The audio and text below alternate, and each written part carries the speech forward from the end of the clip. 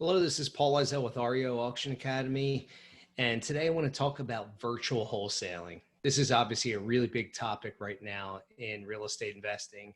It's really been a hot topic since I want to say about 2016, 2017, when it first kind of came about.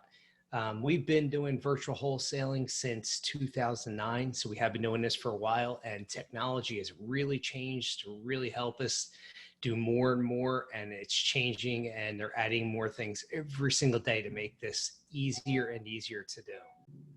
With that being said, you want to learn how to start getting into this, right? So if you're a beginner in real estate, never invested in real estate before, you're thinking, well, how do I do this? How do I invest in property when I'm in Texas and I'm buying a property in Nevada? How do I go about doing that? Well, there's some basic in order to really get a good idea of a market, some basic things you can do online. Okay, there's some really good resources. Obviously, everybody knows Zillow, and Zillow really is the best one out there right now. There's other good ones too. Redfin's going to give you really good data.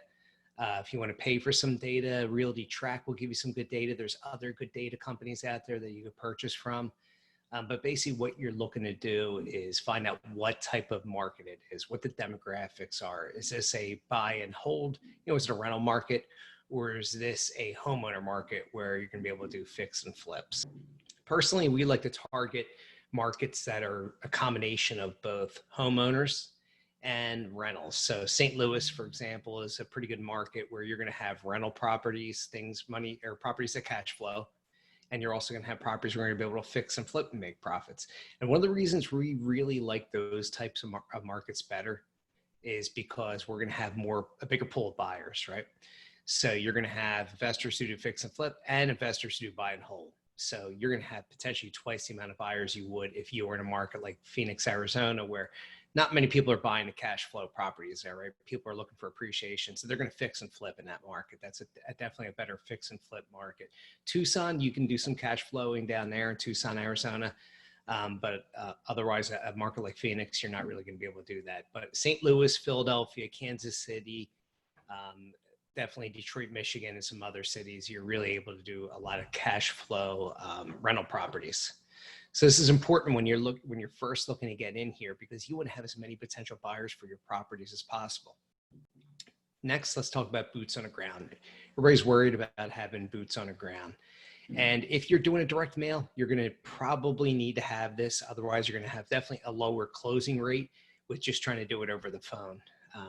However, if you want to get into it where you don't need boots on the ground, you can buy properties off the MLS in different markets and bank REOs and auction properties, right? And we teach you how to buy on auction, right? REO Auction Academy, we teach you how to buy properties at auction.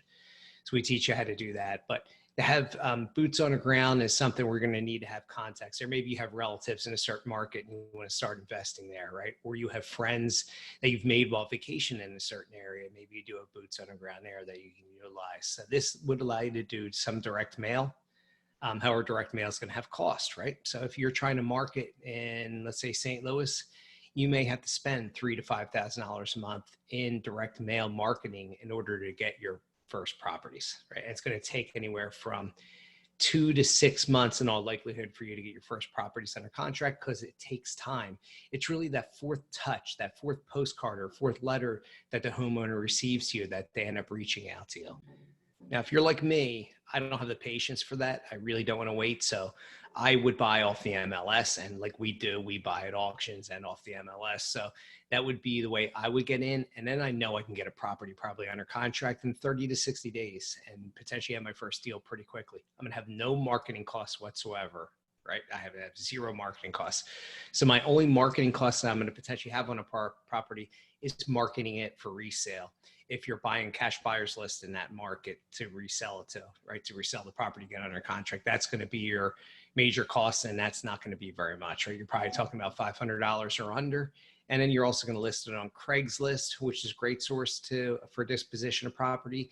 Zillow, you could do flat fee MLS listing, right? So if you pick it up, say you picked up a property's listed on the MLS at 79 and you stole it for 42, you get it under contract, purchase it, just relist it on the MLS again for maybe 59, and you're going to make a quick spread there.